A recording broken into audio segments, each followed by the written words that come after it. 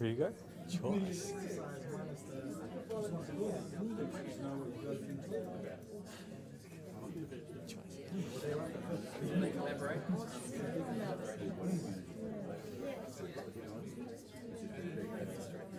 Yeah? Okay. Ka tangi te titi, ka tangi te kaka, ka tangi hoki aho, ti hei Māori ora. E te papaki waho rā, tēnā koe. E te wharia tū mai nei, tū tonu, tū tonu, tū tonu. Tēnā koe, tēnā koe, tēnā kōrua. E te whānau, e ngā reo, e ngā mana whenua, tēnā koutou, tēnā koutou, tēnā koutou. Me ngā mate tuatini, kua riro ki te pō, haere, haere, haere atu rā. Kia koutou ngā kanohi ora, kua hui hui mai nei I tēnei rā. No mai haere mai I raro I te korowai o te rangamairi e. Huri noa ki te karakia timatanga, me no I tātou. E pā, manakitia mai mātou I tēnei rā, ti hei Māori ora. Choice. Thank you, everybody. I can hear the live streaming starting over here, so that's awesome. We're going.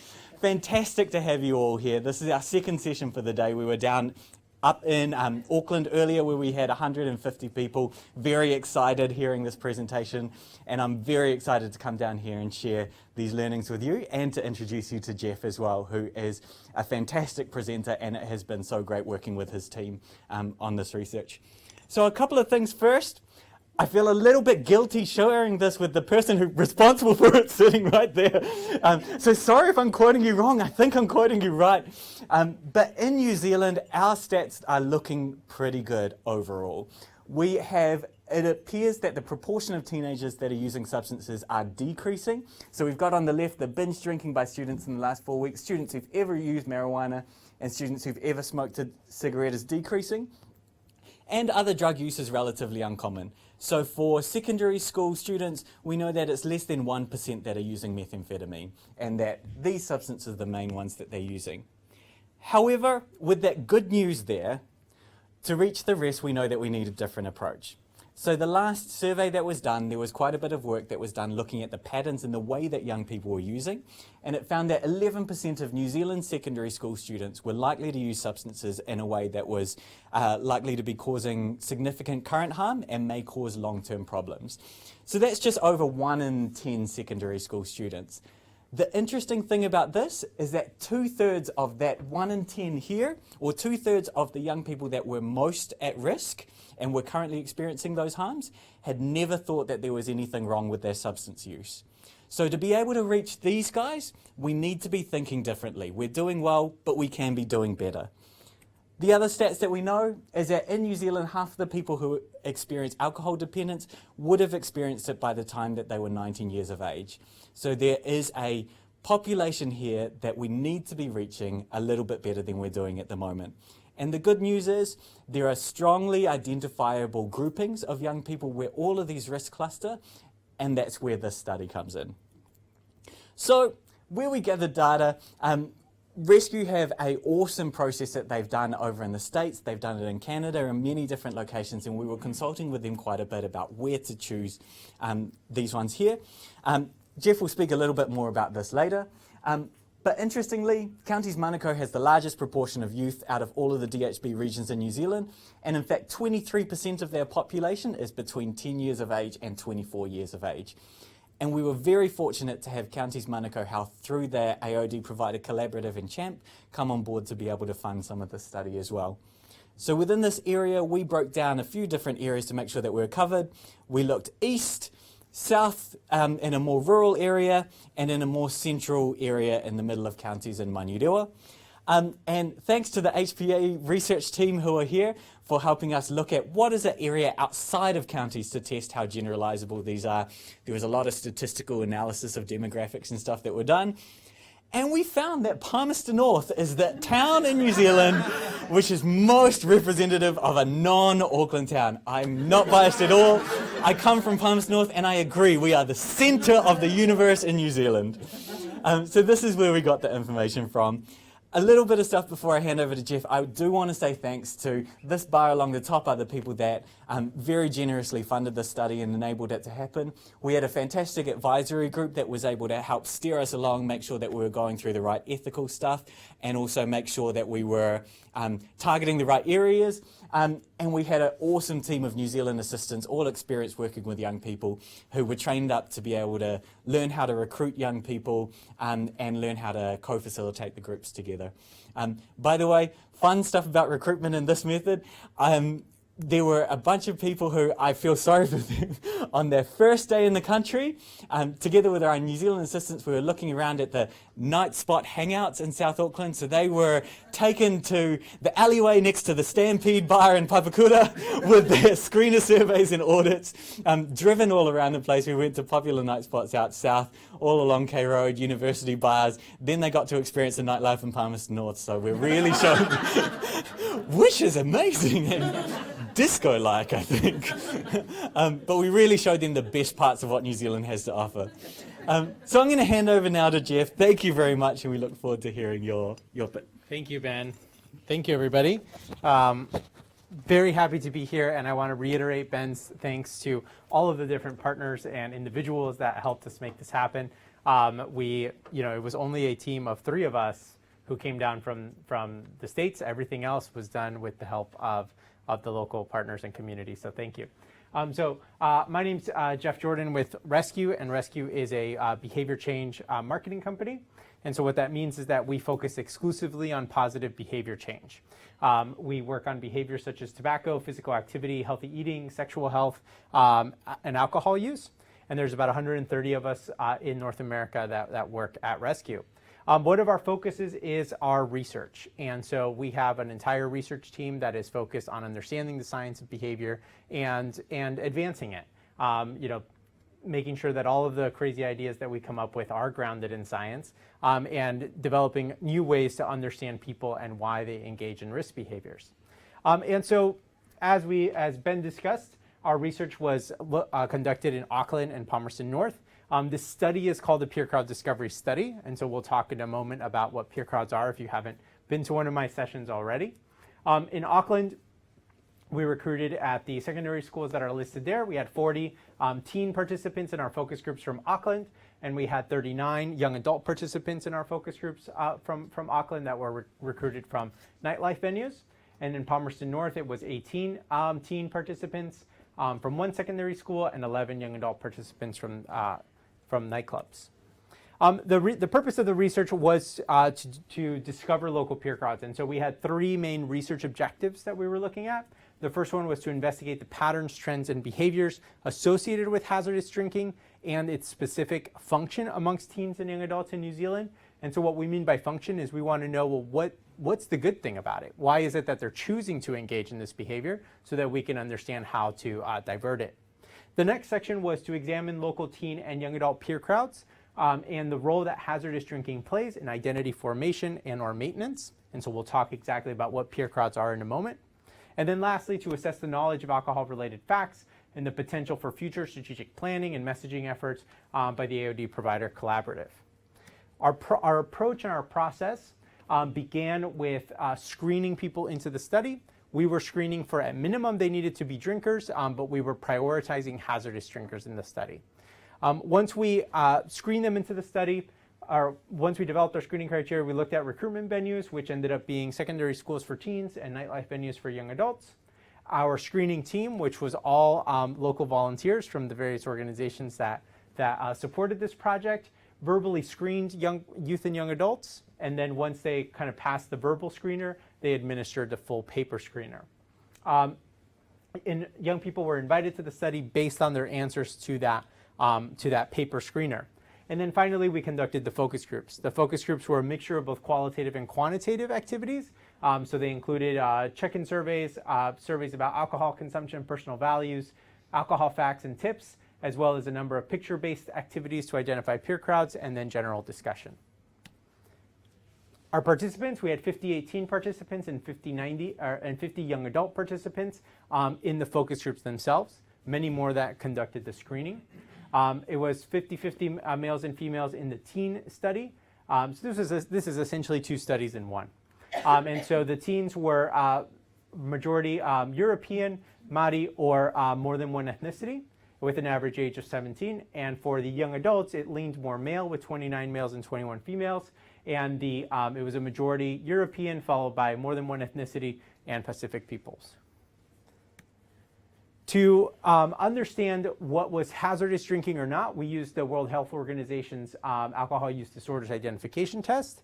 And so these are you can get 1 to above 20 on the score. And we categorized everyone that was 8 or above as hazardous drinker and everyone that was 1 to 7 as a drinker.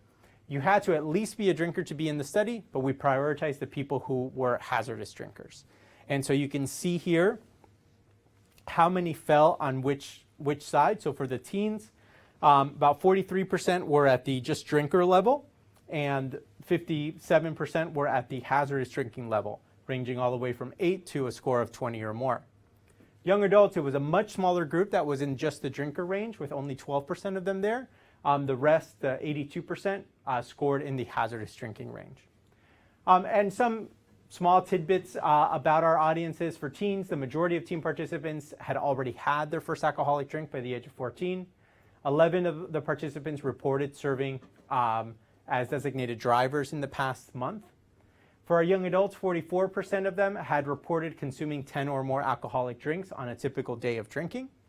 And most of our young adult participants had at least once consumed an unknown alcoholic drink that someone offered them.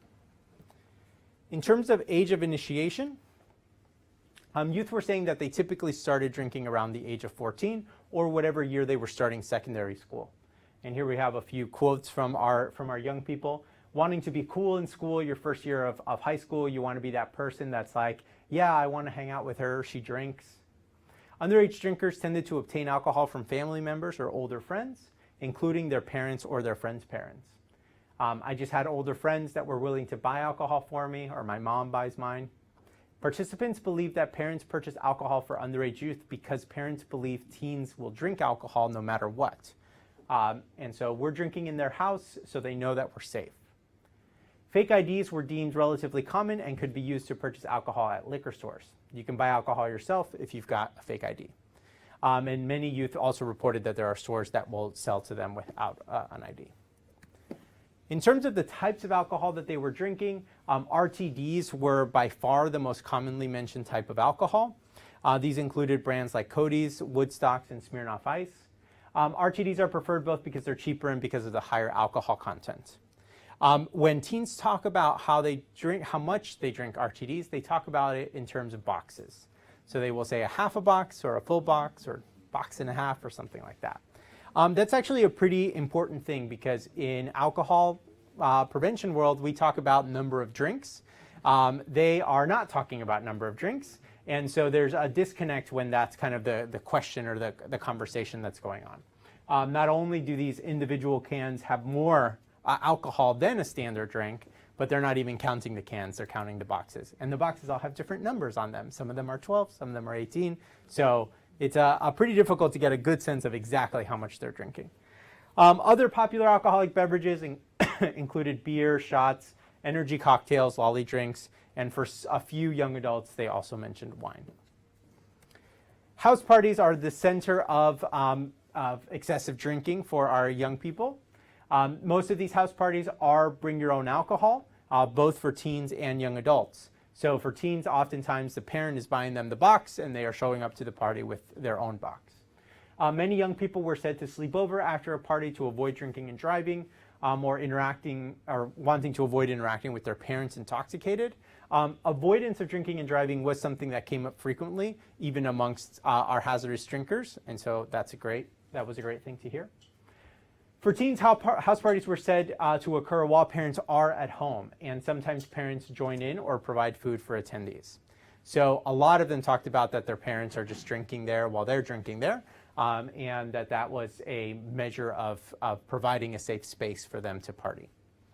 Interactions with the police did not seem to be a huge concern for participants. Getting in trouble for noise complaints was the most common, more common than getting in trouble for underage drinking. So there wasn't really a general fear of getting caught by the police drinking as a teenager. They described the worst that could happen is that they drive you home and then you have to deal with your parents. And lastly, a few teen participants mentioned bringing permission notes to the party to be able to drink alcohol. But even in the focus groups, when this was mentioned, you would always have another teenager saying, "What's that? Why would you do that?" So it was a rare thing for the responsible hazardous drinker.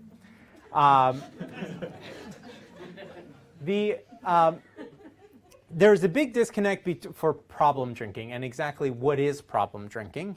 Hazardous drinking itself, as we defined it, was not a concern that was expressed by participants, and addiction and alcohol dependence did not seem relevant to their age. So they would say things like, "I've never really known anyone our age to have a drinking problem, and some people will think it's an addiction, but I don't. It's a choice whether you can stop." And keep in mind, the majority of our participants are hazardous drinkers. So they themselves most likely have issues with alcohol, and they don't even know of people their age who have issues with alcohol. Most participants did know older friends, though, or family members who have struggled with alcohol. The common characteristics they described for older people who have alcohol problems are alcohol consumption to numb pain or sadness, violent behavior while intoxicated, isolation from friends and family members, or changes in mood or personality. Many participants expressed severe consequences from problem drinking as being arrest, intervention by child protection services, or drinking and driving crashes. But again, they associated these things with older people that have drinking problems. They also struggled to recognize the alcohol treatment services that were available for them. If they are part of this, we suspect is because if they don't see the need for alcohol treatment services for someone their age, then they're likely not paying attention to the services that are available to them. The types of services that they were aware of, at least some teens were mentioning things like counseling, classes, youth groups, or phone lines. Some participants did not think they needed alcohol support services to address problem drinking and could simply stop abruptly without assistance. In terms of knowing about these services, both teens and young adults learned about these services through social media sites, TV ads, community centers, medical providers, casino ads, school guidance departments, or websites. And some participants had heard of required services for people who get in trouble with the police. The most common way for teens to access the services was described as school guidance departments. So amongst teenagers, there was a sense that they knew where these services were. They could just go to their guidance department to identify them. But their sense was that you only do them if you're being forced to do them, if you got into trouble somehow. Young adults had a harder time describing where they could find these services. They were kind of sure that they existed, but they didn't really know too much more about them.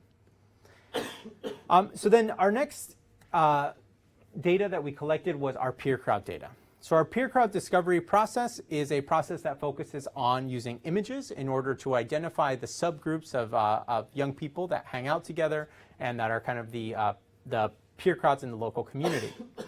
Peer crowds are an evidence-based segmentation model that exists in the literature. Many different scientists continue to do research on it. The definition that we use for peer crowds is that they're the macro level connections between peer groups with similar interests, lifestyles, influencers, and habits. So if you think of a peer group and you think of, in one school and then you go to another school in another city and you see a peer group that is very similar to that peer group, that's because they both may belong to the same peer crowd. And even though they've never met each other, they don't know each other, they have very similar norms because they have this connection of a peer crowd. And so the peer crowd, because of mass media, because of celebrities, because of the internet, record labels, clothing companies, all these kind of globalized cultural entities are kind of organizing culture for young people in a way for us to be able to identify how a small number of peer crowds that exists for young people. So a peer crowd is a more macro way to measure peer groups, essentially. Peer crowds are known to mediate social risk behaviors such as alcohol use. So it's very relevant for anyone that's working with social risk behaviors, not just alcohol, but also drugs and tobacco and things like that. Peer crowds can be a protective factor or they can be a risk factor in terms of encouraging or discouraging use. So using pictures, New Zealand teens and young adults identified peer crowds and the social patterns of hazardous drinking. Now, why the focus on peer crowds? We know that one's social identity and their self-identity is a critical element in their risk behaviors. And so in adolescence, youth embark on a search for self-identity, during which they are psychologically vulnerable, self-conscious, and concerned about appearances or about fitting in. The decision to drink alcohol has repeatedly been linked to gain social approval, to achieve a sense of autonomy or independence, and to avoid exclusion by peers. And so it's both to gain autonomy from parents while also gaining social acceptance from peers at the same time. Peer groups whose identities involve cultural and behavioral deviance, and by deviance we mean simply rebelling against what's expected of teenagers or young adults in a certain community, have the highest substance abuse rates, including alcohol abuse. As such, peer crowds present an excellent segmentation opportunity for tailored interventions for specific high-risk peer crowds to address hazardous drinking. And so if we know that it's specifically these groups that are defined by deviance as a part of their identity, that are the ones that are engaging in the riskiest behavior, these are the groups that we would ideally want to be able to target with our campaigns. But a lot of times it's important that we understand exactly what the identity of those groups are so that we aren't trying to change who they are, change their values, but instead just change the behaviors that they're choosing to express their identity with. And to do that, we have to understand their peer crowd. So here's how we did the peer crowd research. We first started by collecting, by doing an individual picture sort, where we gave each teenager and young adult 100 images of people they didn't know, either teenagers or young adults, where they grouped them based on who they thought hung out with each other. They told us about these groups, told us about what they're like locally, where they hang out, what they're like at their school or at the club or whatever it is. And then we put these into a social network analysis. So we put all of the different groupings from every teenager and then separately from every young adult into a social network analysis that measured the frequency of how often pictures were grouped together. And this led us to kind of these groupings, these clusters of photos that were most likely, most frequently put together. In addition, we then did a social media review after our time in New Zealand to kind of fill in any holes, to confirm things we were hearing in the focus groups about the local peer crowds. And then finally, we used an eye-based survey, which I'll show you a little bit later, which is a picture-based survey to measure peer crowd identity. We had used that in our check-in survey, so we went back and did an ad hoc analysis on that data to kind of further confirm the things we were hearing about the peer crowds. So the eye-based survey, the social media analysis, the individual picture sort, and our own kind of conversations with these teens, our interviews and our observations were all combined in order to deliver kind of the final peer crowd makeup that we found. For teens, there were 4 prominent peer crowds that emerged. And in order of size, it was the popular peer crowd, the mainstream peer crowd, hip hop, and alternative. In terms of alcohol consumption, we know that teens, particularly those who engage in high-risk behaviors, are really bad judges of how many other people engage in these high-risk behaviors. They'll tell you everybody does it. So we don't ask them about percentages, we ask them about relative risk. And so in relation to each other, what teens were telling us was that the hip hop group was at highest risk of engaging in hazardous drinking, followed by the popular group, the alternative group, and lastly, the mainstream group. So let's go through each of these one by one. The popular peer crowd prioritizes physical appearances. They wear stylish clothes and dress in ways to seek attention and validation from their peers. They like to party and socialize with other attractive teenagers. And they tend to be a little bit more judgmental than other teens. They're very engaged in social media, frequently take selfies and follow trends. They're the first ones on the latest Snapchat filter, and they desire instant gratification from their social media interactions. Many social media platforms are essentially designed for our popular teens. They take cues from other peer crowds, but they never fully commit. So what you'll see in popular culture is that they're often pulling something from hip hop, they're pulling something from alternative, and they're making it their own. They tend to kind of steal these little elements of culture and make them a part of pop culture, rather than be creators of their own culture, as we'll see with some of the other peer crowds. Within the popular peer crowd, there was one subgroup that came up frequently, and it was the sporty subgroup. The sporty subgroup identified highly with the popular group in terms of values. The only difference was that they had some sort of sport that they were very dedicated to, which made them kind of rethink some risk behaviors at certain times. So for example, if someone was on a sports team that was currently in season, They may drink less during that time, but then as soon as the season was over, they would go back to kind of their normal behaviors with this peer crowd. And that's a subgroup within the popular peer crowd. The next group we found was mainstream. And mainstream teens are the teens that all parents wish they had. They are more conforming, more reserved, and friendly to everyone. They don't want to draw a lot of attention to themselves, so they don't purposely dress in flashy clothing or anything like that. Their style is more plain and mainstream. Females tend to wear less makeup compared to the popular group. They tend to have a smaller group of friends because they're more about kind of their depth of friendship rather than the quantity of friends that they have.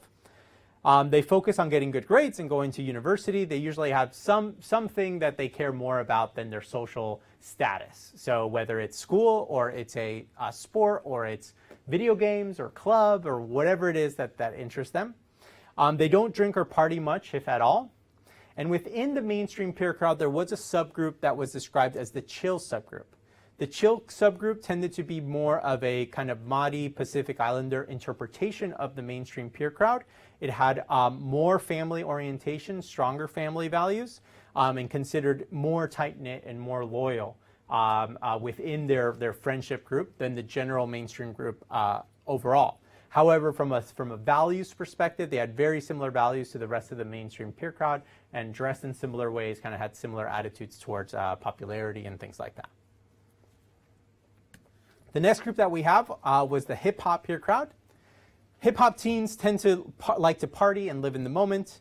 The concept of family for them extends beyond their bloodline and includes the broader community of their friends. They carry respect for their parents and elders. There's a lot of hand-me-down culture in hip-hop. Their style of clothes is baggy clothing, bucket hats, bandanas, snapbacks. Listen to hip-hop music, reggae, R&B, rap, etc. Hip-hop social norms shape their thoughts, attitudes, and behaviors. There's a lot of values and norms that are expressed through hip-hop music that have an impact on this group.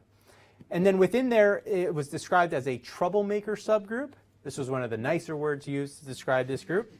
And this group tended to get into trouble more often. They started fights, they acted tough, and they illustrated gang culture. They were not necessarily in gangs. They were teenagers that were kind of posturing as if they were in a gang within the hip-hop peer crowd. So not everyone in hip-hop was a part of this troublemaker group. It was a subset of it. And the last group we found was the alternative peer crowd. This was the smallest group. They were also referred to as emo, punk, or goth. Their style was dark, black clothing, band t-shirts, facial piercings, colorful dyed hair, distinct fringe hairstyles. Their personalities really expressed a lot of their emotion that they were feeling. So whether that was friendly and cute to soft emotion or heavy brooding, it was kind of a part of their outward identity that they would express. They very much value creativity and creative expression, particularly musical expression. So they listen to alternative music, rock, punk rock, indie, and emo music. They tended to smoke more marijuana and tobacco products, but were less known for drinking alcohol. So they weren't about hazardous drinking, or perceived not to be as much about hazardous drinking compared to some of the other groups. So then our young adult peer crowds were fairly similar to our teen peer crowds, but this time we had 5 of them. First was partier, next was professional, then hip-hop, hipster, and mainstream. In terms of perceived relative alcohol consumption, the hip-hop peer crowd was perceived to drink the most alcohol, followed by the partiers, professionals, hipsters, and then lastly the mainstream. The partier peer crowd are some of our popular teens grown up. They are outgoing, they're concerned with their social status and their physical appearance. They are attention-seeking and tend to be considered a little bit more superficial. The males are described as pretty boys or players. They're known for prioritizing hooking up and described as Tinder warriors. Tinder being the app, the dating app that young adults use, warriors being very good at it. Focus on trends in fashion, fitness. So this is a group that tends to be more physically active than the other groups. They're looking to have fun. They're less focused on their jobs or careers. It doesn't mean that they're not planning on having a good career. It means that right now they're focused more on their social life. They listen to top 40 music, electronic dance music. They like to go clubbing. And there was a subgroup within here called the uni-partier group, which were specifically, usually people living on university campuses that tended to be a little bit more casual, tended to lean more towards house parties over nightclubs, but they still shared many of the same values as the overarching partier peer crowd. The next peer crowd was the professional peer crowd. Some of our popular teens moved into this peer crowd as well, or sometimes these are partier teens on the older end that have evolved. They are more goal-oriented and care about their careers. They're considered to be more responsible and mature with sophisticated style and clean appearance. They frequent networking events to try and advance their social sphere. They are perceived to have well-paying office jobs that allow them to travel and exhibit a more affluent lifestyle on their social media pages. They're health conscious, practice yoga, CrossFit, and they like to go to happy hours. They drink frequently, but in smaller quantities. So these are partiers that are now transitioning into adulthood. And so they still party, they still want to be social, they still want to meet people, but they know they need to make it to work on Monday. So they hold back on their hazardous drinking a bit in order to be able to not mess up their career. Just because you have a job doesn't mean you're in the professional group. So consider this kind of the professional partier group because they're socializing, they're networking, they're going out as a part of their identity. The next group we found was the hip hop peer crowd. This was the group perceived to be at highest risk of hazardous drinking for young adults. They were influenced by both Māori and U.S. hip hop cultures, including both new school and old school hip hop, as well as kind of swag hip hop style, which is a flashy swagger based style. Their concept of family, just like their teen counterparts, extends beyond their immediate bloodline. They're wearing snapbacks, bucket hats, tank tops, Nike and Adidas, clothing featuring American sporting teams as well as local sporting teams. This group was very dominant in South Auckland, but we certainly found them in Central Auckland as well. And there was a subgroup within here called the family gang subgroup. They acted tough and illustrated gang culture, got into more fights, and were perceived to be angry at some of the circumstances of their personal life, their family, or their job, etc. These were believed to be actual gang members, this subgroup in particular, rather than the teens that were kind of posturing as if they were. But again, that's just a small subgroup of the overall hip-hop peer crowd. And keep in mind that even though the hip-hop peer crowd, as you can see from some of the images, had a lot more Māori and Pacific Islander members, there were just as many European members of the hip-hop peer crowds as well. The next group was the hipster peer crowd, and this is our grown-up alternative teens. They like local arts, crafts, and kind of artisanal values similar to hipsters in the US. They care about being unique, creative, and expressive, very fashion conscious with tattoos and piercings and facial hair for guys and dyed hair. Wellington is known as the New Zealand hipster epicenter.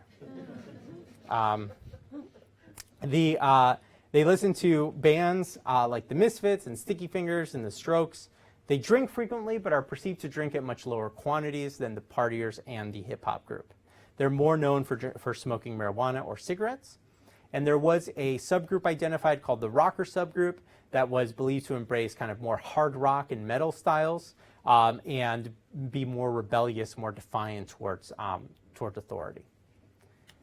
And the last group we found was the mainstream peer crowd, very similar to the teen mainstream peer crowd, but they're older now. So they're more likely at starting a young family, or they may be in their careers. So as I mentioned before, just because you have a job doesn't mean you're in the professional peer crowd. You could also very well be in the mainstream peer crowd.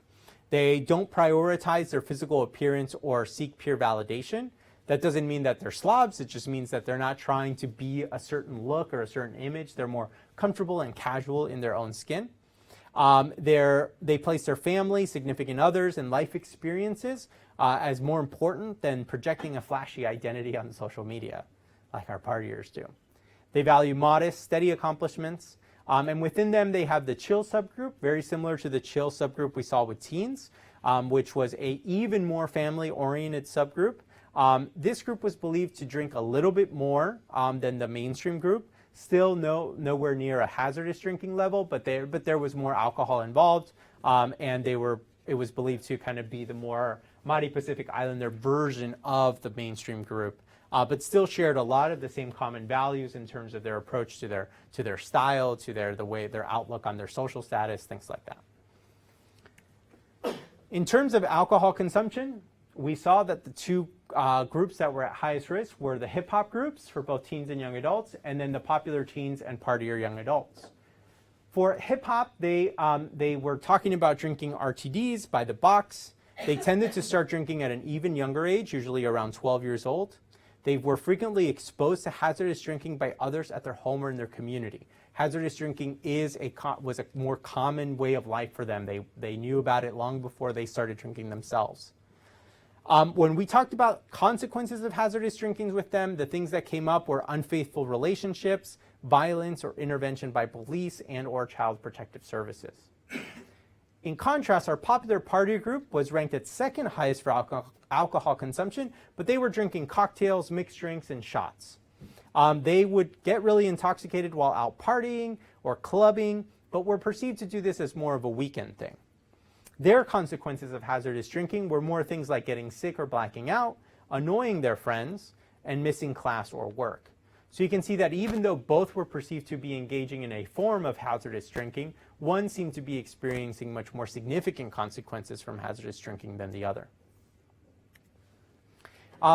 Here's a few quotes just to kind of get a flavor of some of the things we were hearing about. This is from teenagers talking about alcohol consumption for each group. The hip hop teen. She has a box of Cody's. She's like sculling them back. They'll drink heaps. He's angry before he starts drinking, angry about his parents, family, or girlfriend, relationship problems. About the popular teens, girls drink lolly drinks. They do stupid stuff just to get attention. Sporty subgroup won't drink as much because it's bad for your body. The alternative teens, they don't drink as much, they smoke instead, and the mainstream teens, they don't do any mischief. For our young adult groups, the hip hop teens care about drinking as much as possible. What are you stopping drinking for? Keep going. They'll spend all their money on drinking, partying, drugs, and whatnot, and just live a day-to-day kind of life. For the partier group, they said hella turned, hella fast. They're more inclined to be like, yeah, let's go out on Saturday. We'll get wasted. Thursday, Friday, Saturday, going out, going to the town, going to parties. For the professional group, they're wine drinkers. They don't get shit-faced. They're out every night for fucking happy hour and shit like that. And yeah, they're out every night, but they don't drink a lot. She doesn't really like the happy hour. The hipster groups, I say they smoke marijuana or tobacco more than they drink, and the mainstream group have a quiet gathering at each other's houses. Maybe play a game. Yeah. So are these what other people from outside of these groups are saying about the groups, or is it a mixture of both outside and within? It's a mixture of both. You'll see when I show you the stats of who was in the group, how many people we would have from the group. So the ones that we did not have a lot of were mainly the hipsters and mainstream, or the alternative and mainstream teens, because they were smaller groups and also had less hazardous drinking. But the hip hop partiers and professionals, we had lots of them, so they were often talking about themselves.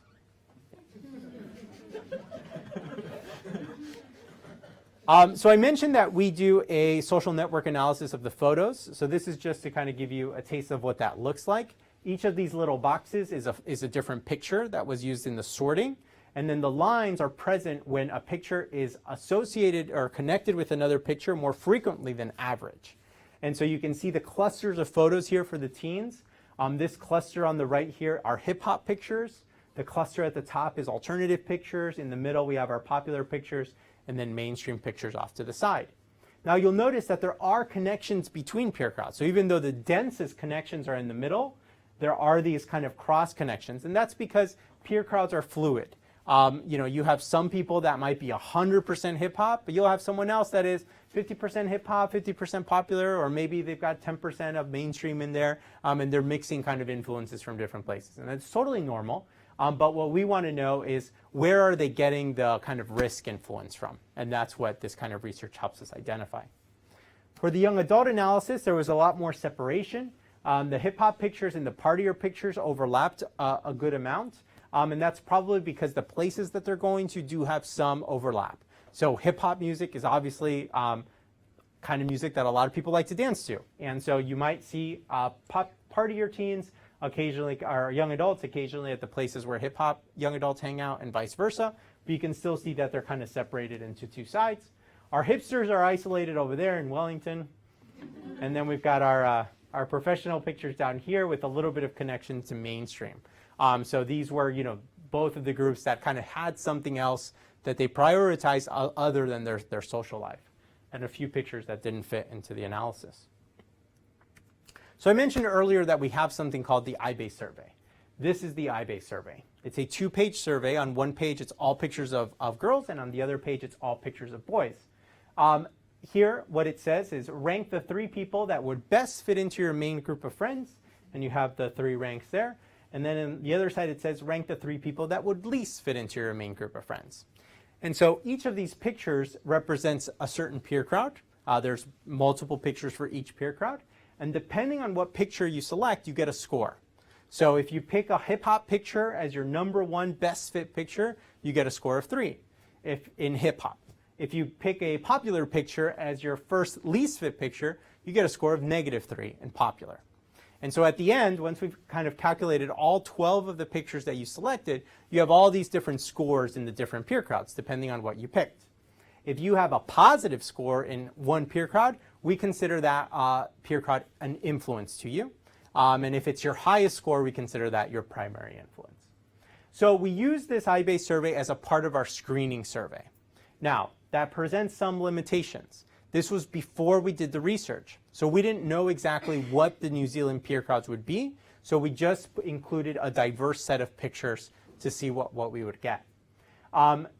We then, after the study was over, we then assigned the pictures based on what the research revealed. So that means that there ended up being an uneven number of photos for each peer crowd. So that's a limitation of this data. The other limitation is that our screeners were done with people that we thought would qualify for our focus groups, right? So we were obviously looking for hazardous drinkers. And so not everyone was at equal opportunity to get a survey filled out by them. So this is going to be a higher risk sample than the average person.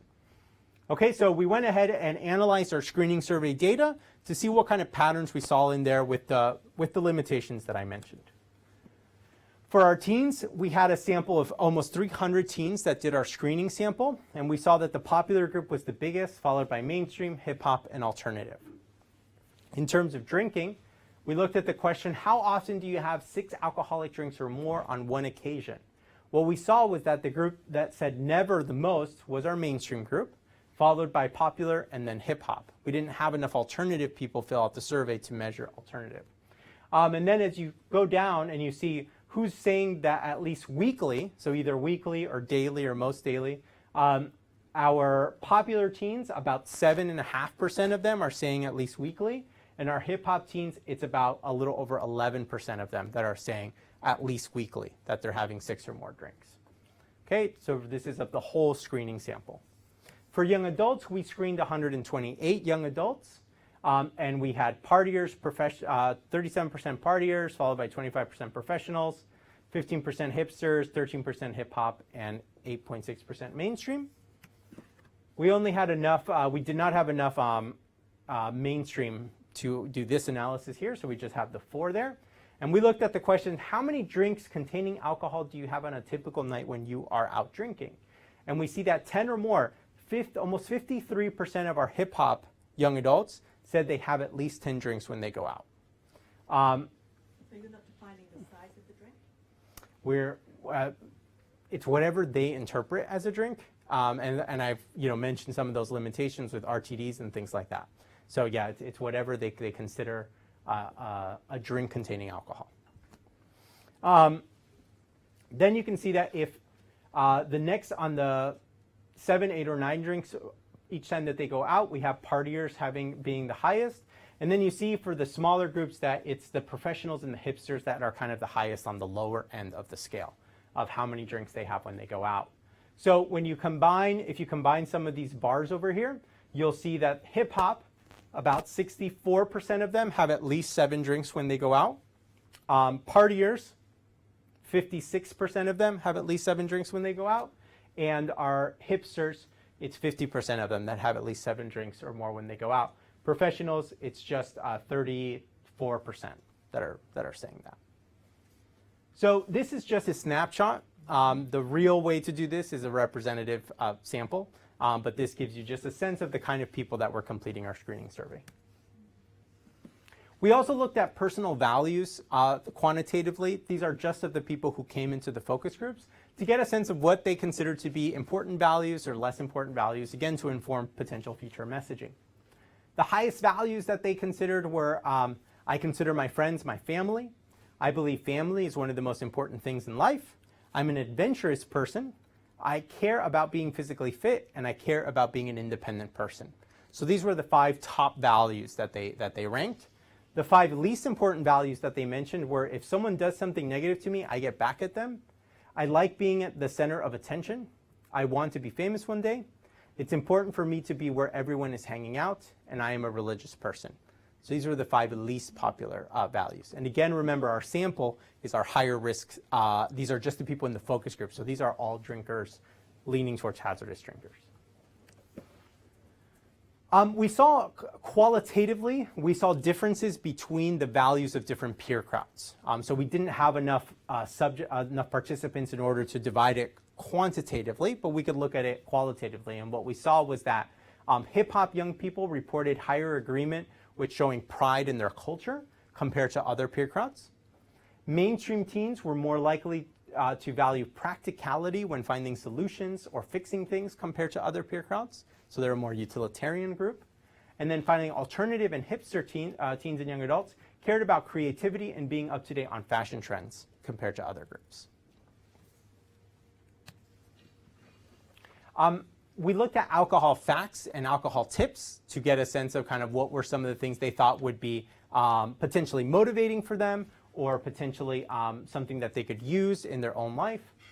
So the alcohol facts that were most motivating to teens was the fact that excessive drinking causes long-lasting harm to cognitive abilities and academic performance. So out of all the facts that we presented, that was the one that they ranked as the highest, as most motivating to them.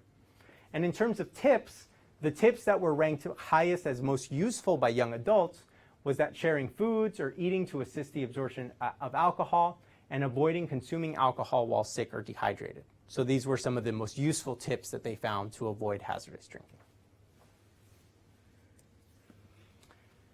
We also tested a number of different ads about alcohol use from New Zealand, Australia, and the US. The messages, the design and message elements that do appeal to young people are relatable characters, settings, and scenarios. Personal stories of overcoming alcohol abuse from people of a similar age. A humorous tone when appropriate, and a focus on their friends and family. So these are some quotes about different ads that they liked. It was pretty cool that they could bring themselves to that point from a rough time. This was about a testimonials ad. I think it delivers the message that you should ease up without it being like alcohol is bad for you. So again, talking about an ad that was presenting a more lighter touch message on alcohol prevention. And then it's relatable. It looks like an actual party you would have. So being able to show them this is the kind of environment where, we know this is the kind of environment you're in, that immediately kind of draws them in because they see themselves in the ad. The types of messages that did not appeal to young people were too much text, claims that alcohol consumption is generally bad for your health. So, considering how much alcohol they see in their life, they're going to reject messages that too strongly push back on alcohol in general. Messages with unintended consequences, like showing that drunk people are doing something cool that they might want to also do. Characters who are not age appropriate, confusing messages, or unrealistic consequences of alcohol consumption, usually going too far with what could happen when you drink. So one of the quotes here, it just comes across as a bit preachy. It's like everyone has heard that sort of thing before. Okay, so before I get to the implications and conclusions, any questions about the data? Yes. You haven't mentioned about gender identity or sexuality, and I'm just interested because it's a young group that's exploring identity. Did you look at that at all? We didn't specifically look at it. I know there's a lot of research on higher risk behaviors amongst young people who are discovering themselves, coming out, things like that. The study, it's possible we had someone in our study, but it was just too small to parse down to that group. We would really have to recruit specifically for a group to really look at gender identity and alcohol. You know. Do you have any comments on the differences that you saw from America? Yeah, so we saw a lot of similarities. In America, we do have some groups that don't exist, particularly the country culture that does not exist here. You're welcome. And there was also one of the interesting things we saw is that hip hop culture here, the word family came up a lot more than it comes up in the US. So hip hop is a lot more family oriented here. But for the hipsters, alternative, mainstream, and partiers, they were pretty similar to what we see in the US and Canada as well. I guess one exception, we did research in Quebec, and the hip hop group in Quebec had a lot more skater alternative influence. And you know, the Quebec hip hop is much more European and much more French. And if you look at French hip hop culture, it's got a lot more skate influence mixed in. And so it's interesting how, because we don't see that in the U.S. either, specifically in Quebec. So there is, you know, there are these global cultures like hip hop, but they get interpreted a little bit differently depending on where you are. Yeah. How did young people respond to the categorization processes in terms of like the photos? Was that an exercise that they enjoyed and felt refreshing, or was it kind of like they didn't really know how to? You get people. You get people on all sides of this. Some will just dive right in. Oh, this is fun. Let me, group people. Some will just be a little bit confused, and you have to like give them more instruction. And some will be like, well, am I judging these people, or what am I doing? But what's interesting is that the ones that complain about judging end up becoming the most judgmental later in the focus group. So I always take their concern with a grain of salt when they say that. Great, so let's move on to some of the implications. The first implication was that peer crowds were a reliable measure for alcohol abuse risk. Focus group to focus group, we saw the same groups. They were describing the groups in the same way, whether we were in Palmerston North or we were in Auckland or South Auckland. And so that gave us a good reliability and validity in what we were seeing. We also saw a lot of agreement with what we've seen in the US and Canada. Not complete, as we discussed the differences, but a good amount. And so that kind of just adds to the salience of peer crowds and the ability of using peer crowds to measure risk behaviors. The hip hop and popular partier groups are at highest risk. So the implication is there are specific peer crowds with high alcohol consumption rates that account for a substantial portion of alcohol abuse amongst New Zealand young people. Resources, should target peer crowds with the highest risk of alcohol abuse rather than broader appeals to all young people that may include a lot of these mainstream and even alternative young people that are not as at risk as much as the others. Teens and young adults perceive a very high prevalence of hazardous drinking in New Zealand. So a lot of times when we talk about statistics like 1 in 5 teens do this or things like that, we imagine that there's a social group, a little peer group, that there's 5 teens and one of them does it, right? But that's not how it works. How it works is that there's 4 groups of teens who don't do it, and then there's a group of teens where they all do it. And so when we're talking about risk for these young people, they are seeing very high amounts of risk all around them. And that's important for us to kind of recognize because they don't have friends who are pushing them not to do something or providing usually that positive influence. All of their friends are engaged in the risk behavior with them. And when we do ask them about percentages, they're going to say things like 50 to 70% of people are doing what they think are what they're doing because that's what they see in their own social environments. There was little awareness of alcohol treatment services. And it was a lot connected to the fact that they don't see the need for alcohol treatment services for people their age. And so a lot of education is needing there to define, well, who does need alcohol treatment services? What does it look like to have a drinking problem? Race ethnicity alone was not enough to identify high-risk young people. So we did see some racial patterns. We saw that there were a lot of Māori and Pacific Islander people in the hip-hop group. but there were also plenty of European people in the hip hop group. Similarly, we saw a lot of Māori and Pacific Islander people in the mainstream group, which was where that chill subgroup came from, et cetera. So just looking at race ethnicity is not enough to really kind of understand why someone is at high risk or not. We need to understand more about them, and Peer Crowds provides that additional layer to understand why they might be at high risk. And lastly, alcohol is ingrained particularly in hip hop social norms. It was surprising to hear just how, I think that was something that we saw here, that alcohol is even more ingrained in hip hop than in the US. In the US, it is a high risk group as well, but it seems that alcohol has a bigger role here. Hazardous drinking is central to hip hop social norms and is currently perceived as a socially desirable behavior. And so in order to address hazardous drinking amongst hip hop, an intervention must present messages in a way that are culturally authentic and challenge the social norms around alcohol consumption. A few additional implications for developing effective messages. Keep in mind that RTDs are the most popular beverage for New Zealand teens and young adults, based on what we were hearing. Teens and young adults do not know how much they're drinking, and it's probably very difficult for them to figure it out because of the fact that an RTD is a 1 in a fraction of a drink, right? It's doing math when you're drunk is not gonna end up well. Hip hop music was considered to be very influential to the hip hop peer crowd. Teens and young adults value family, adventure, and independence.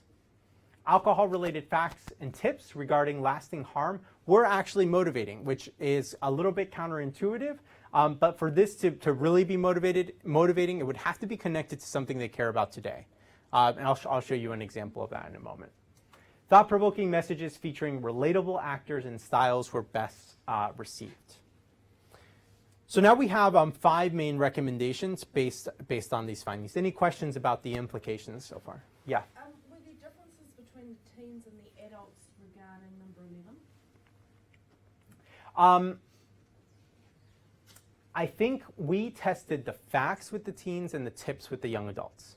So we tested different things with them. So I don't think we had enough to look at the differences. But if there are, it would be in the report, in the appendix, we would have the full data. Any other questions? Okay, great. Okay, so our first recommendation, conduct a representative study of teen and young adult peer crowds with the custom I-based survey. So a deliverable at the end of this study is this 2-page I-based survey, which can also be done digitally. And while we have a lot of great kind of findings from this study, it is a small sample. Ideally, it would be ideal to have this data from a large sample. Ideally, a large sample that asks all sorts of questions, not just about alcohol, but about other risk behaviors. The 2-page survey allows quantitative measurements of peer crowds, independent of us, and so it would be ideal whether it's just teens or just young adults or both to be able to get a representative sample. So I have a few slides on a study that was done in the US to show you kind of the potential of a representative sample with the I-base. In this case, it was the state of Virginia, their biannual youth health risk survey, youth risk behavior survey. This is a survey that all of the different states do through the CDC. They were able to get the I-base added at the end of the survey, and so that allowed them to measure all of the risk behaviors that the survey measures by peer crowd. So it was about 5,000 high school students across 83 high schools that do this survey. Here again is what the I-base, this is one page of the I-base, and then there's another page that's all boys. And here's what this study found. First of all, we were able to look at primary influence and any influence. So primary influence means that's the group that you got the highest score in, and any influence is the group that you just got a positive score in of any kind. And so you can see we have our 5 groups here. We've got country, as I mentioned before, added in. Preppy, 35% of teens that was preppy, similar to the popular group, that was their main group. But 75% of them had at least a little bit of influence, a positive influence from preppy. Mainstream, it was about 20% of teens that was their main group, with about 64% that had any influence. Country was 15 compared to 34. Hip hop was 7 compared to 32.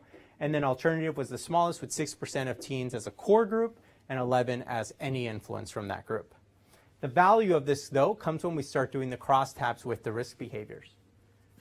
So here, as you can look at drinking alcohol, we see that 21.8% of Virginia teens had reported drinking alcohol in the past 30 days, but that was 34% for hip-hop teens, compared to just 11% for mainstream teens. The other at-risk group was alternative at 31%, and then the preppy popular teens at 28%. The color bar is when there's a significant difference.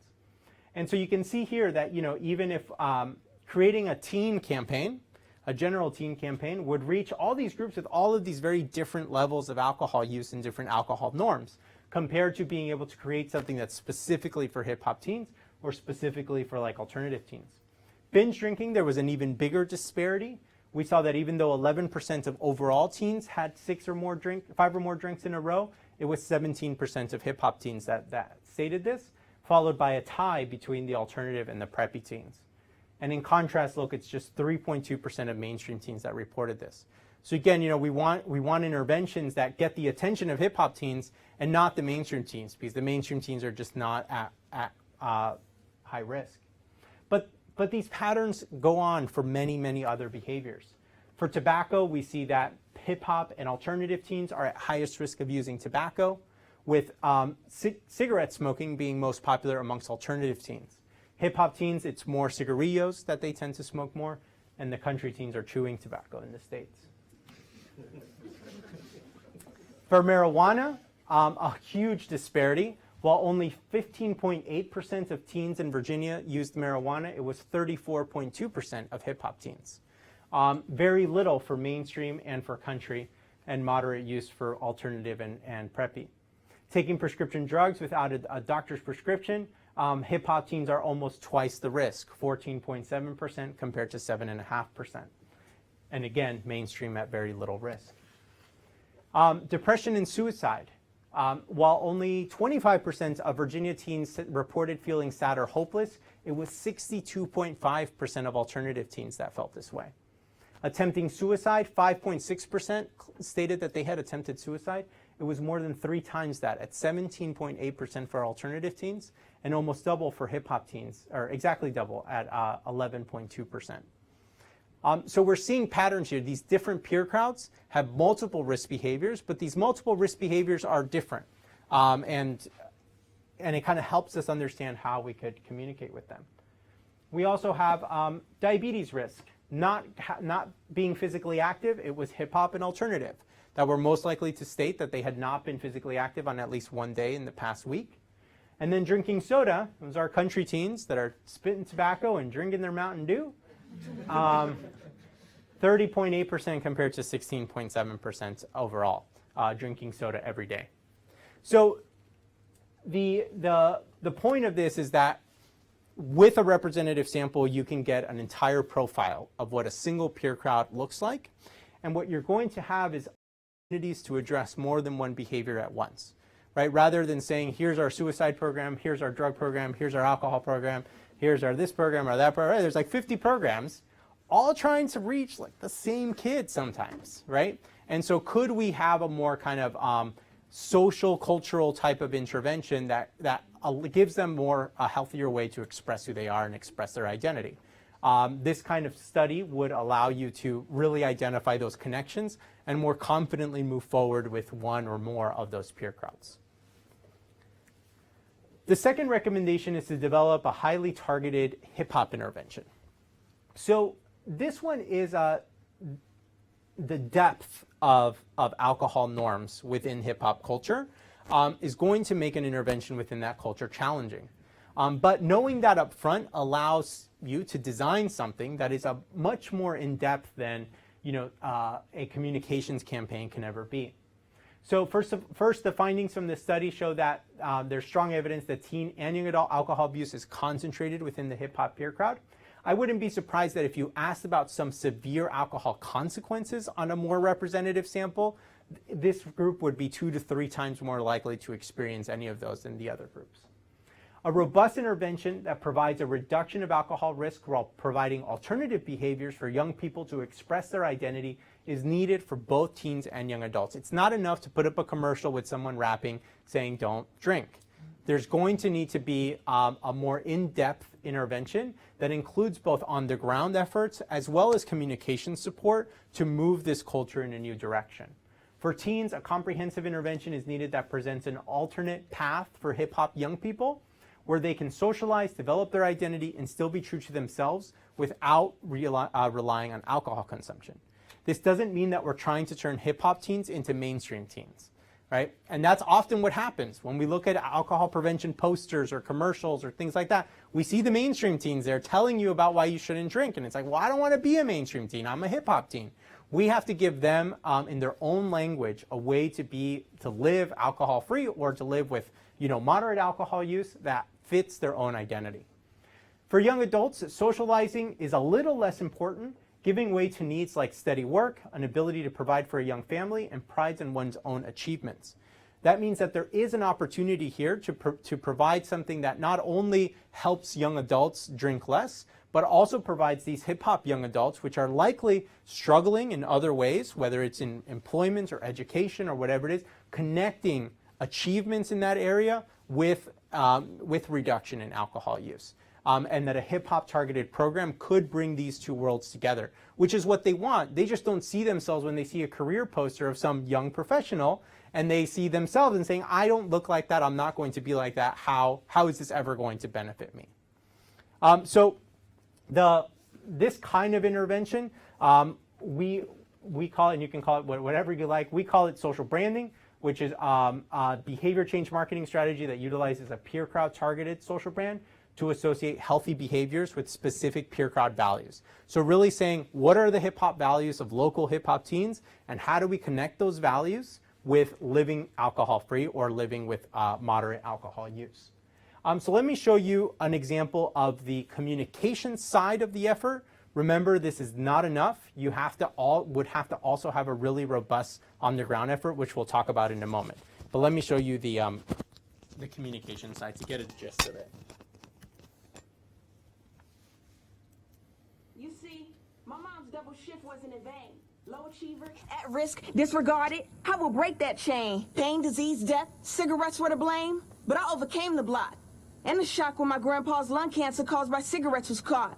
Distraught and left alone. Had 3 generations in one home. Not broken, but awoken. Setting sights on CEO of independence as my goal. So I reject cigarettes to regain control.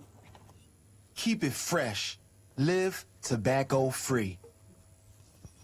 Great, so this is a tobacco effort, but you can see the focus on looking for hip-hop values and how to connect those hip-hop values to living tobacco-free. Now, one of the things, I know she was rapping pretty fast, but one of the things she was talking about was death, a long-term health consequence to tobacco. And if I just put that fact on the screen and said, tobacco kills, we would all agree that no teen is going to care about that. And it's true. Alone, long-term health consequences have very little meaning to teens. But if you're able to connect that to a value that they currently have, which her value was breaking a cycle within her family of and when you say that to a hip hop teen, it means a lot of things. It means poverty, it means not having a good job, it means broken family, it means all these things and that. So her current and present goal was to break a cycle and connecting the idea that because tobacco brings death, that is part of the cycle that needs to be broken. And so again, it's taking this value that someone has and connecting it to the reasons why they shouldn't perform a health behavior. This is a real influencer for the campaign, and so you can hear her kind of express why she did this here.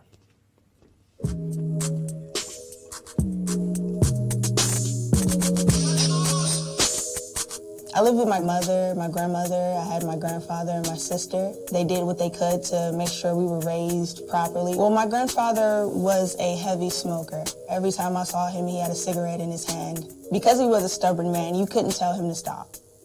I didn't know that he had the cancer that bad. We went to his house, my mother and I, and he was laying on his floor. It was terrible. It makes me hurt.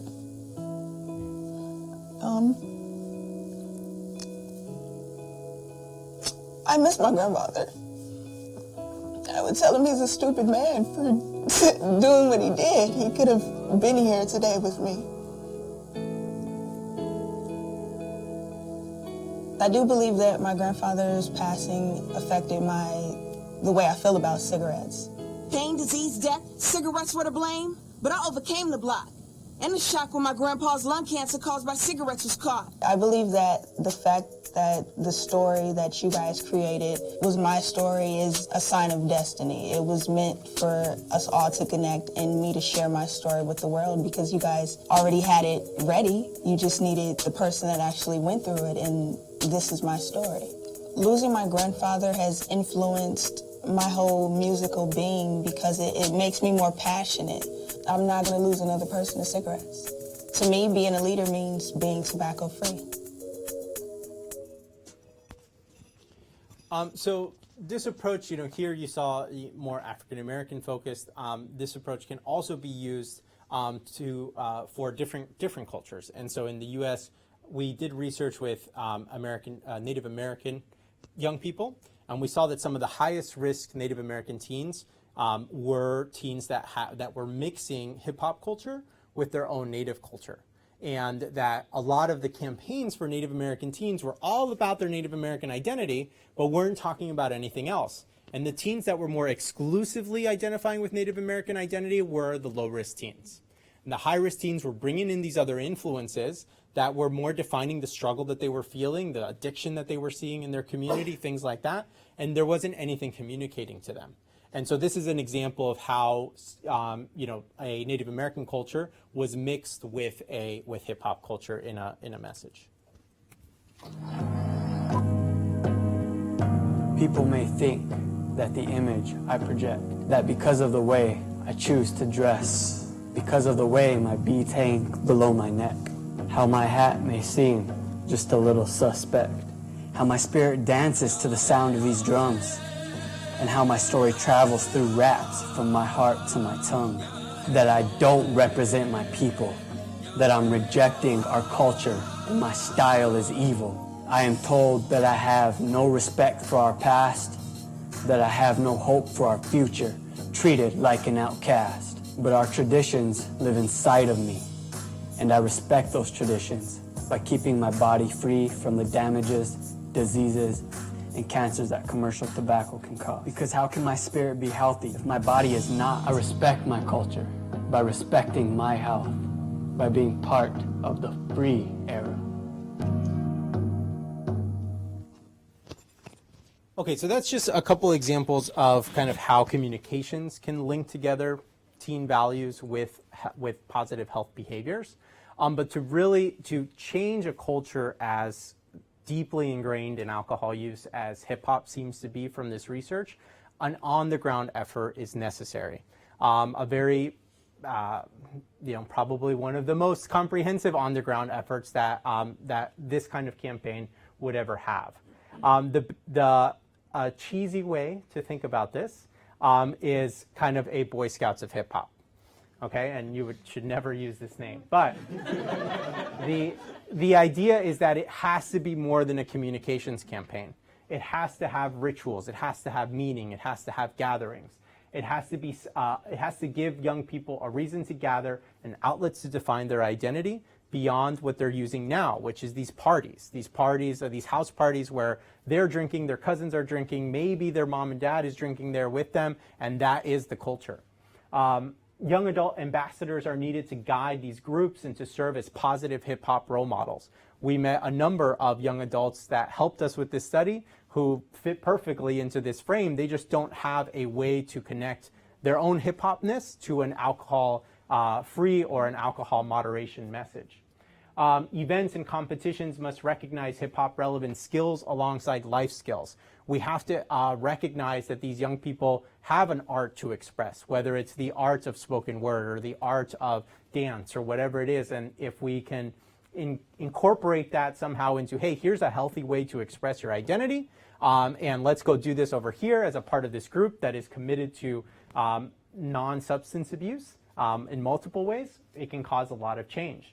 We don't need to turn these hip-hop teens into mainstream teens. We need to redefine hip-hop in a more positive way so that they can, what draws them to hip-hop is that hip-hop is about a struggle.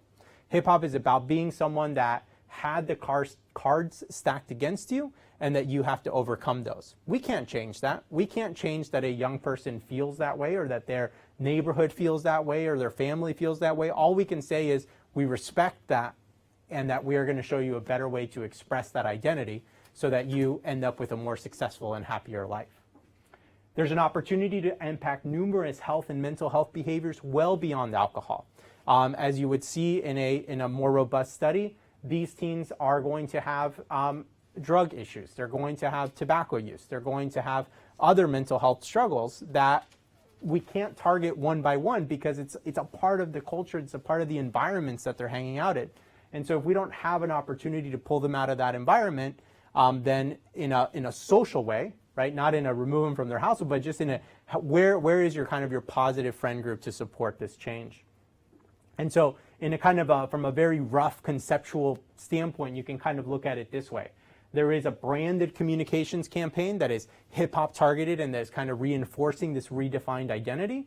But that branded communications campaign is supported by these local crews, essentially, groups that gather and that have reasons to meet and reasons to establish new rituals that are led by local young adults that already embody hip-hop, that are like them, that grew up in neighborhoods like them, but that have chosen a more positive path.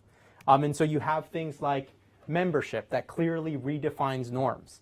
A great example of this is in the 90s, there was, and it's still around today, but its height was in the 90s, it was called straight edge. Is anyone familiar with straight edge culture?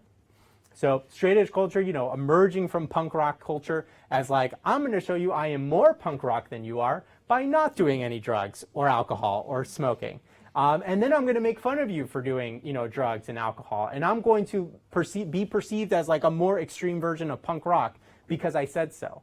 And so the idea that there can be a membership, and this was an organic thing, but you can, you know, redefine this in your own way, that you can redefine a norm and say, well, if you're this kind of hip hop person, it means that you don't do drugs and that you don't drink and that instead you do this other stuff that is more positive outlets for your own identity. That they meet, and these meetings, the purpose of these meetings is to address all these other issues, is to provide the relationships, the counseling, the education, the adult support that is needed for them to work through these issues. A lot of times, as you all know, it's not about, okay, now you need to go into this program or this program. It's simply that they have someone to talk to, that they have someone to help prevent them from making a dumb decision, and this can provide it for them. And it also provides the rituals. Culture requires rituals. Right now, the ritual of hip-hop culture is drinking, is going to my friend's house party and drinking the whole weekend. And so we have to provide some sort of other ritual to replace that. Purpose in gatherings. Events are their purpose in gatherings. Rather than brag about how many boxes I drank last weekend, they're going to need something else to brag about, right? We can't just tell them, stop doing anything. We have to give them something else. And so whether it's spoken word events or it's dance events or it's art events or whatever it is, they need something else to redefine their identity and have pride. And that can extend into a much bigger thing where there's prestige, honor, and pride associated with these things that they're working towards. And so this is just kind of, you know, one way to think about what's needed. But this culture in particular has alcohol so deeply ingrained in it that an intervention to truly change it is going to have to go right into it rather than try and kind of knock on the door from the outside as a communications campaign typically does. It's going to have to go deep. Now that's for hip hop. The other high-risk group, which is our popular partier group, alcohol is not quite as deeply ingrained. Alcohol is part of the fun, but it's not the only fun thing. And so there's more opportunity here for a communications-focused campaign, a more traditional public health campaign to cause an impact. Here we're looking at just finding ways to motivate these partiers and young adults to drink in more moderation, to provide them with the knowledge and the reasons and the influencers to show them that, yeah, you can go to the club, you can go to the party, you can have fun, but this is how to limit how drunk you get. This is how to prevent blacking out. This is how to, you know, do all these things. And that there would be some receptivity amongst this audience to reduce their high-risk drinking if it came from people that looked and sounded like them. So again, they also need a peer crowd targeted effort. They just don't need one that is, you know, establishing local groups around the country and doing all these things. They can change from social media and from broadcast media that is done in the right way. To be effective, the campaign must be focused on this peer crowd with authentic images, influencers, etc. And it's really critical. This peer crowd focus is so critical. It's something that public health communications campaigns really struggle with because it's not how commercial marketing typically is done. So commercial marketing is typically like who's spending the most money, and let's go towards them. This is going towards the people who are usually least receptive to our message. That's who we're trying to build a message for, and that's very counterintuitive for an ad agency or for a commercial marketer to think about. So we have to kind of rethink the way, rethink the kind of partners that we engage in these kind of programs in order to develop more authentic efforts towards these audiences. The next recommendation is message testing. So for both of these strategies, message testing is completely necessary, but it has to be done with people from these peer crowds. Something that happens across the globe for prevention is youth advisory groups. But youth advisory groups often tend to be mainstream teens who don't know what it's like to be a hip hop teen or don't know what it's like to be a popular partier teen. And then we test our messages or develop our messages with these low risk youth. That's not going to cut it. We have to develop and test these messages with young people from these peer crowds who know, who see what this risk is, know what this risk is, know what the struggles are, and are a part of it. We've gone so far as ensuring that everything we test is tested with people who are currently engaging in the risk behavior to ensure that it is going to appeal to that audience. Because these low-risk teens, they can help us change policy. They can help us, look good for the press. They can help speak to stakeholders and to mayors and to all the funders and all these people, and that's great. And let's engage them that way. But they're not going to be the best folks to test our messages or develop our messages with. And the last recommendation, shifting gears here, has to do with the challenge that we saw with alcohol treatment services. So as we discussed, there's a lack of understanding of what alcohol treatment is for and who needs alcohol treatment.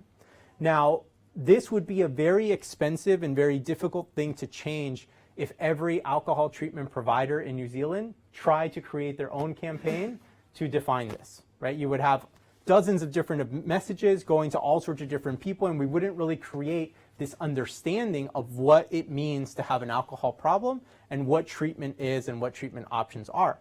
And so what we would recommend here is to consider using an umbrella branding tactic where the service itself, the idea of what alcohol abuse is and the idea of what alcohol treatment is, can be branded across many different providers together. And then the providers maintain their own identity, but they maintain their identity as someone who is essentially delivering this product that everyone knows has a clear understanding of what it is.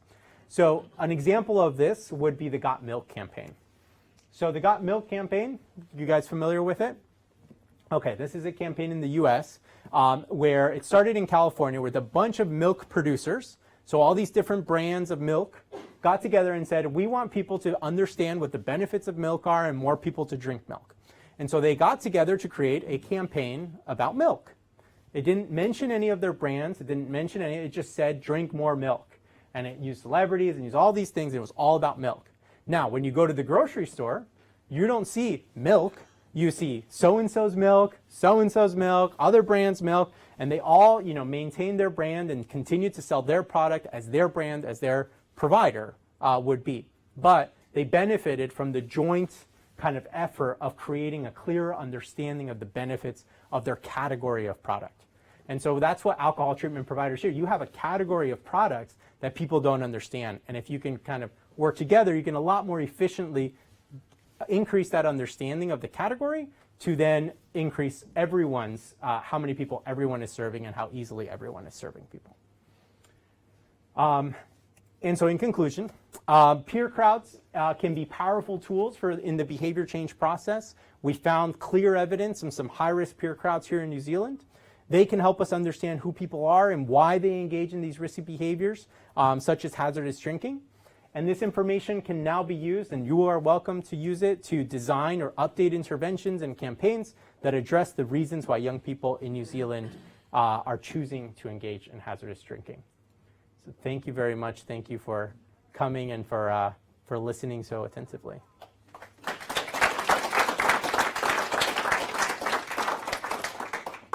with that, we're happy to take any questions.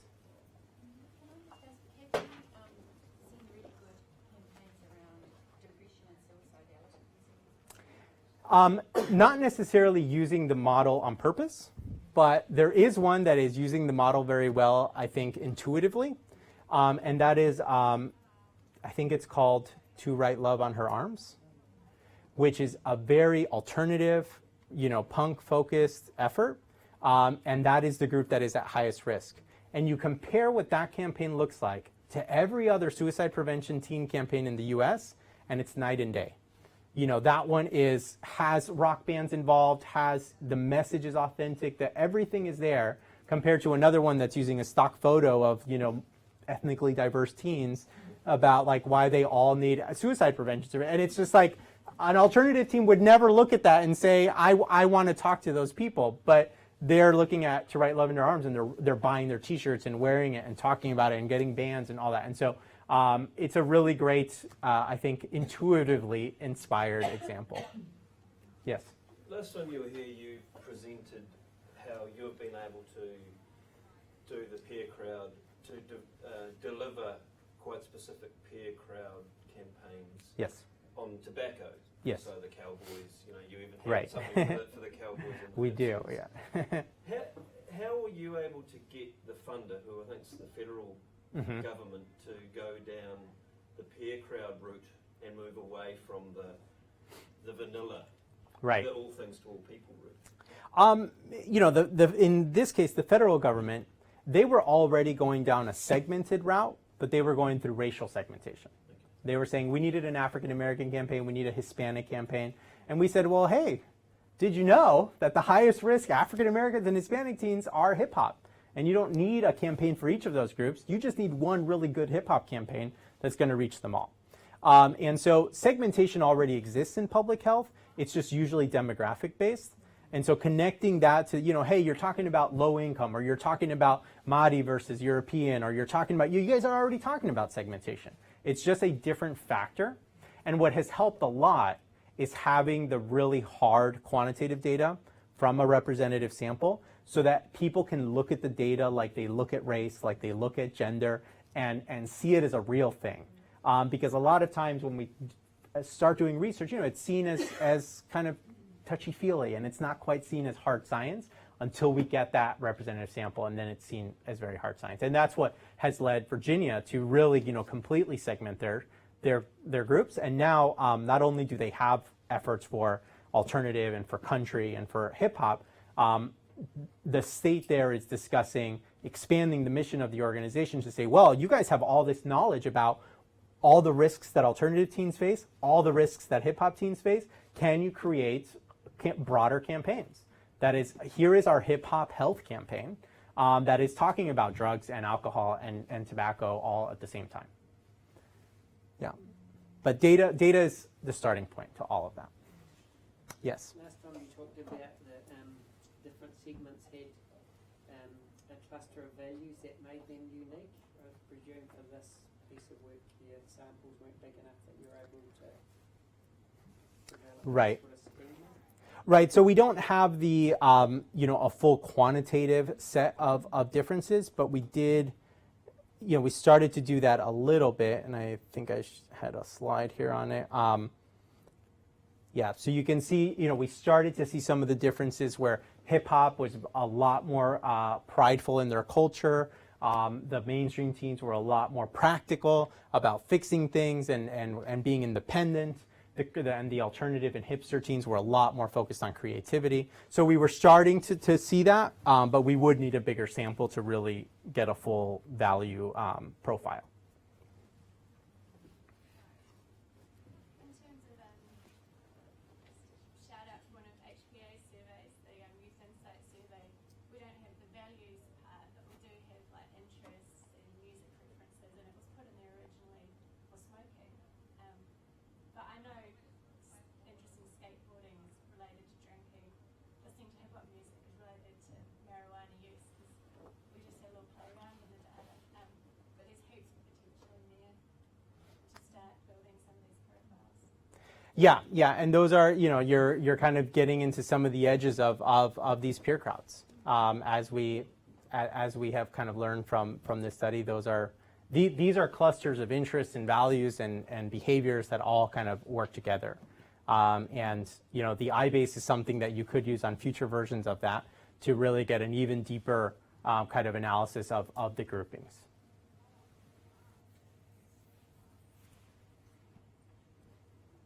Chief, your was it for recommendations? Are they? Can you just go back to those? Are those things that? Which number? It was the last one of the slides. Let's see. So you had a number of recommendations. Are these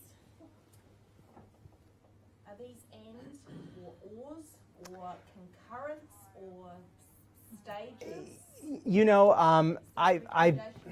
I've been around long enough to know that you can't kind of dictate what order these things are going to happen in. I think that all of these could happen. Well, the only one that is contingent on a step is this one, which is the message testing. You need the messages to test.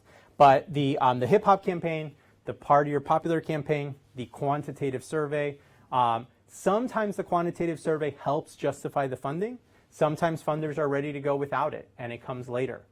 You saw that the Virginia data, we just got that for 2015. We've been doing peer crowd targeted campaigns since 2010 there.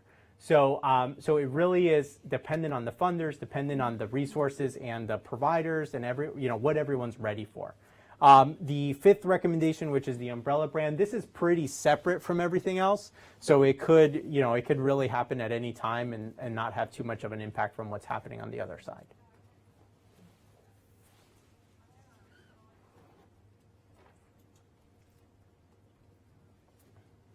Great. Any other questions? All right. Oh, yes. You were suitably horrified that our young people talk about boxes of how does that compare to the quantities? We haven't seen that in the States. They are talking about number of drinks. I mean, occasionally they'll talk about kegs, but they're not drinking their own keg. It's just that's where the drinks are coming from.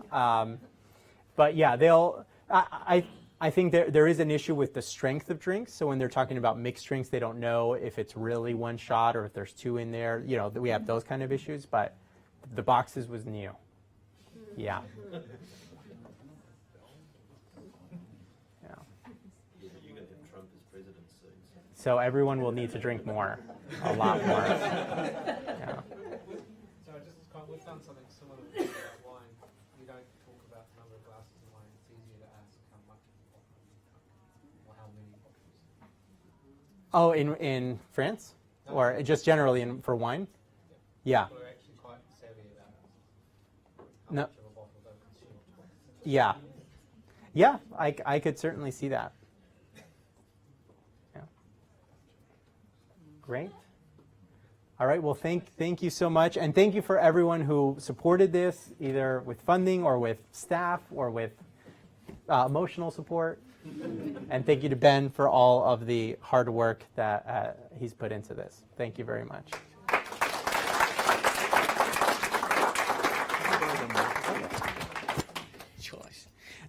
Cool. So just really quickly, want to say thanks to Jeff for coming over. You may not know this, well, you won't know this, but he got off the plane at 7 o'clock this morning, and then delivered the session in Auckland. We ran out of the car and for him to perform on stage, trucked down here, and then he's doing the same thing here with no rest in between. So awesome stuff. It was so good working with your team and having that depth of experience and knowledge to help guide us through this process. So thank you so much again. Sure. A couple of the things here. We had a lot of excitement this morning and have had a lot of excitement as we've been working through the process. I've just been getting emails from the people on YouTube who have been linking in saying that they've been very excited about things. And I think there's a lot of potential that we've all been thinking about going, actually, we could do this a little bit differently. We could do this a little bit differently. One of the things that I'm thinking is fantastic to move into the next stage. What we would like to see happen is that we move to the next stage together, because what we've heard is that it's really important that we're authentic with our messages. And so we don't want every organisation in New Zealand rebranding itself as hip hop and moving on, because the message or the intent behind it might get a little bit lost. So what you'll see is where we've came and picked up our name tags, there's a sign-in sheet that's there. So please tick next to your name if you were here, but also there's columns around if you want to keep informed about what the next stage is, and also if you want to be involved, because we absolutely want to work with as many people as possible, trying to support us to be able to reach these young people that are very clearly identifiable, that we know that we can engage in different ways, because as we know, trying to target every young person, we're putting a lot of effort into places where it could have better impact. So thank you very much for coming on a Friday. Look forward to future conversations with you all, and kia ora.